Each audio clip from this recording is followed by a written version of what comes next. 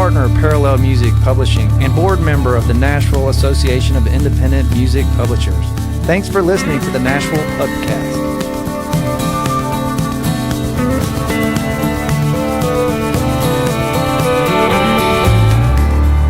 This episode of the Nashville Pubcast, we have hit songwriter Josh Osborne, partner at Smack Songs. Josh tells us how his journey with the struggles and successes has prepared him for his role as a publisher.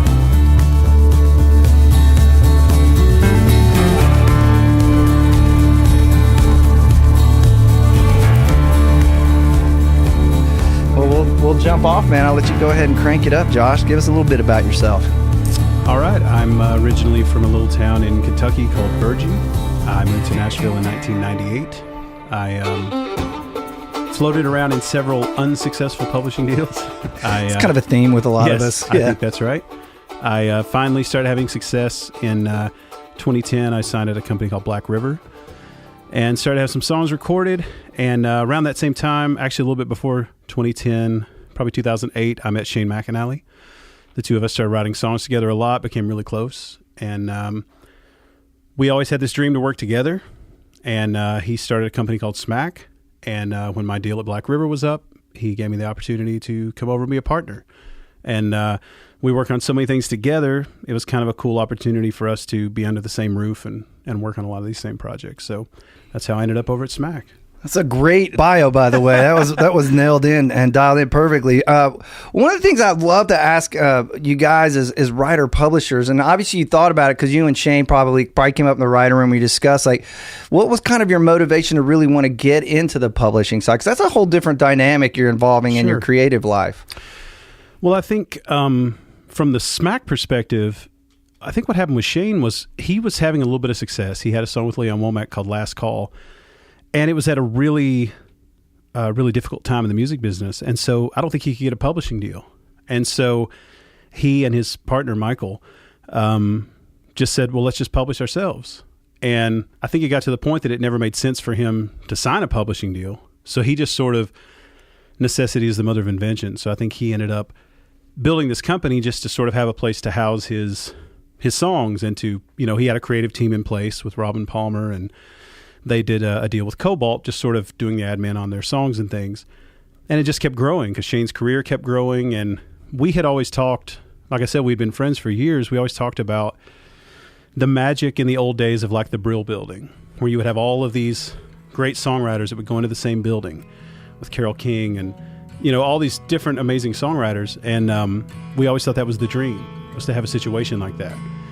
And so I think Shane was finally had enough success that he was able to build a company like that. And then it was a no-brainer for me when I was offered a chance to be a part of it, because that was kind of, as cliche as it sounds, that's kind of our dream.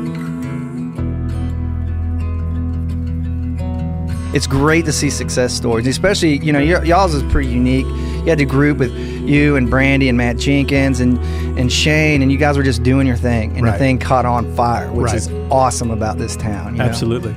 Do you look at your co-writes differently, approach them differently than as you did when you were younger, just probably a little more reckless, just write with everybody? Right. Well, I mean, I think that that comes with just having some success as a songwriter. I think that happens naturally.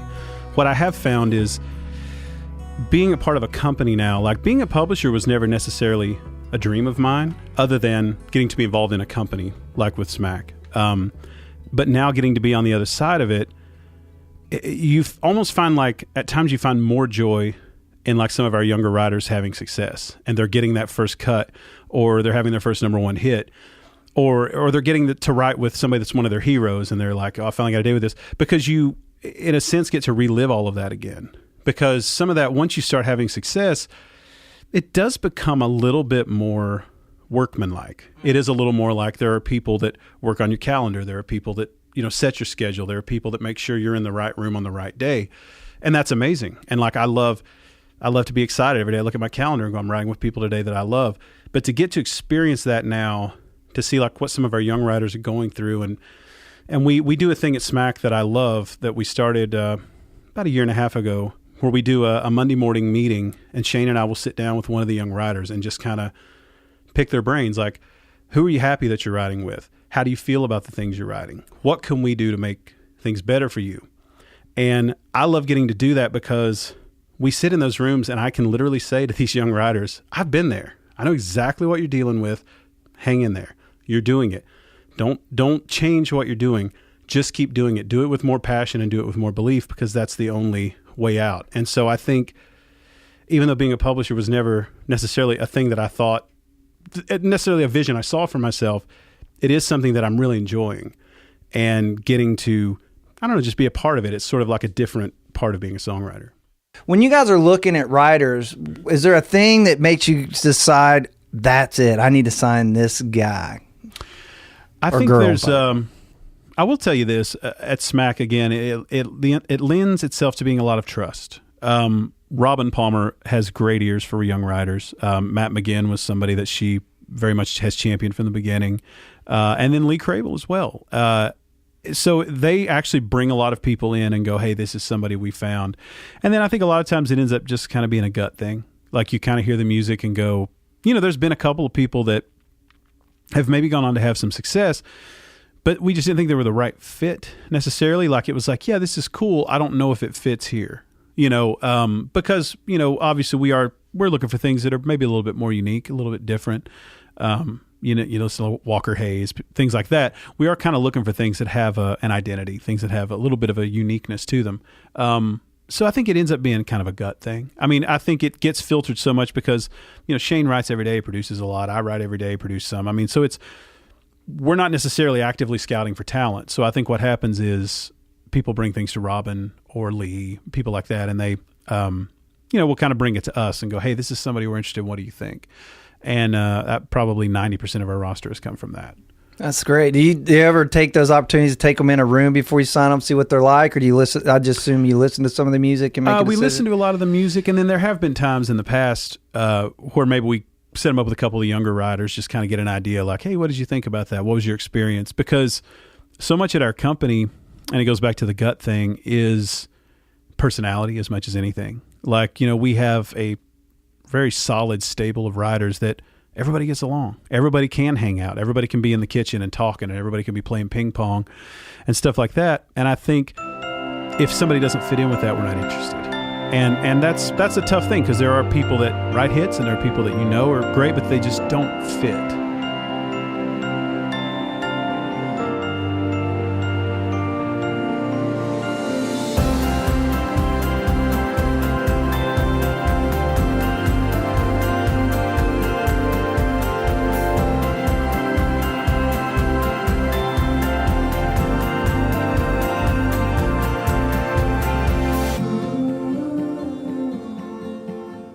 I always like to ask, this is one of my favorite questions to ask everybody's come in, because the music business changed so drastically. We kind of touched on some of that, especially in the last 7 years. It's just been leaps and bounds changes in town. Do you, as a guy that's, I think, has his ear to the ground, right, with the new writers and artists, do you see any trends coming up, see any changes, anything you're super optimistic about or dig in, or even things you don't dig? But I try to keep things positive. Right. I'm with you. I'm a very positive person. I do think for the first time, I'm a member of the NSAI board. And so I do think for the first time, we actually are on the verge of realistic change with like streaming, as far as publishing in the streaming world. I think it's an incremental advances thing. It's not going to be boom overnight, it's fixed. But I think we're getting to the world where it's all going to be streaming. I mean, that is the world. It's not even the future, it's the present. And I think I want to look at the optimistic side of that, because once streaming and Spotify and things like that become big in countries like India and China, it's basically like you're taking another United States of America populace and giving them music again. And it's like back in the old days, you could write a song, it's a hit song, and unless it was on an album that was in a record store, that was in some town in India, they'd never hear it. And now that wall's being taken down. And so I think once the financial side of it can be regulated, because people, if you want music and you want music to be created, then you have to want the creators to be paid for it. People have to be able to make a living at it. You can't chase your whole life after the brass ring to find out that the brass ring's made of, tinfoil. So you have to, if we can get that figured out, which I personally, from an optimistic point of view, feel like that's happening, I think it could be the greatest thing to ever happen in the music business. And I think within the next 10 years, it could really cause another boom. It could cause like another revolution of music. And I think that stuff's all exciting.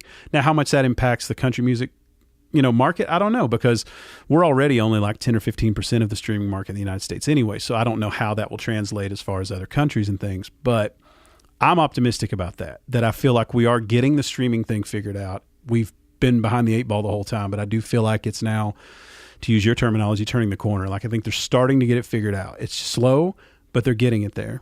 And the other thing that I think has changed so much in music that I don't know if I think it's positive or negative. I think it depends on if you're in these camps or not. But we've become a very camp-driven town, which is, I think LA is a little bit more known for this, but it's like, this artist writes with this group of people and this artist writes with this group of people. And it wasn't always that way in Nashville. I think it's getting more that way. And I don't know if it's an LA influence or if it's just a natural influence. I think more of our artists write now than probably ever have, like consistently across the board.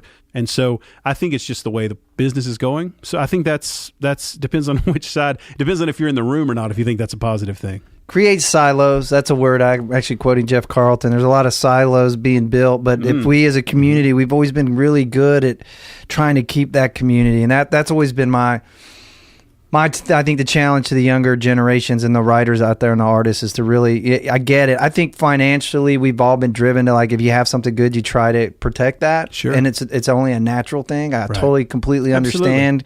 I've been on both sides of those fences. And having started my company 7 years ago, trying to get back in with all developing young writers, it's been a bit of a challenge, but it can be done. Absolutely, because money, as you said, it's a lot harder to make it off sales. And I would go in. I'm also optimistic that these changes are going to be good on streaming, and I think, as I've had some conversations with some of my publishing friends, if we can get the country market as a whole to stream more, that's the one side. Like we're not at the level I think we will be. We have more audience that's not on these services yet. Absolutely.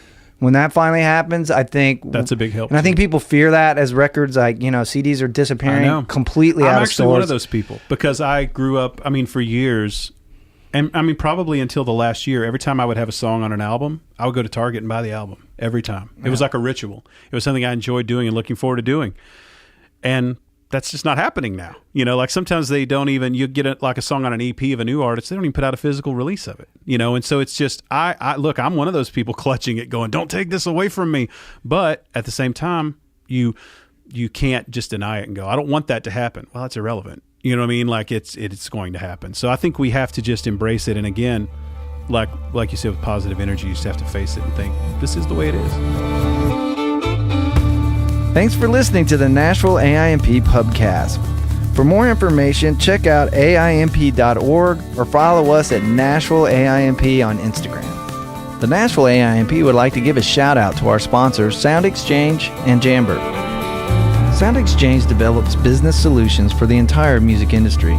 They collect and distribute royalties on behalf of more than 155,000 recording artists, master right owners, and music publishers. Sound Exchange have paid out more than $5 billion in royalties. SX Works serves the licensing and administration needs of music publishers around the world and operates CMRRA, which represents music publishers and administers mechanical rights for the majority of songs recorded, sold, and broadcast in Canada. Jambert wants to know if you're looking for an easier way to capture song splits at the point of creation and organizing your catalog. Jambert is our podcast sponsor, and they are offering listeners a first look at their songwriter and publisher apps that allows songwriters to collaborate when inspiration strikes. Go to jambert.com/AIMP to sign up today.